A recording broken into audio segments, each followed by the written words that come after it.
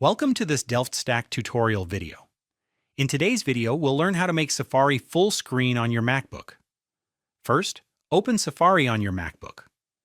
In the top left corner of the Safari window, you'll see three small buttons: red, yellow, and green.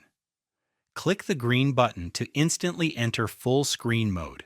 Safari will now take up the entire display, and the dock and menu bar will automatically hide to give you more screen space for browsing, reading, or watching videos. If you move your cursor to the top of the screen, the menu bar and Safari controls will appear again temporarily. To exit full screen mode, simply move your cursor back to the top left corner and click the green button again.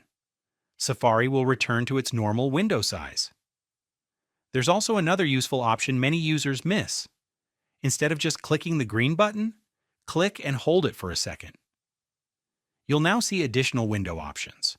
From here, you can choose Enter Full Screen or Tile Safari to the left or right side of the screen for split-screen multitasking.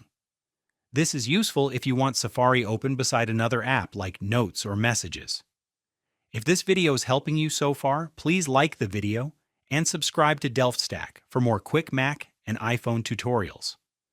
Now, depending on your Safari settings, you may still see the toolbar and address bar while in full screen.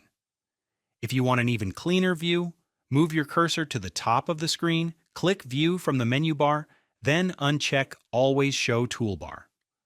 Once disabled, the address bar and toolbar stay hidden until you move your cursor to the top again, giving you a more immersive browsing experience.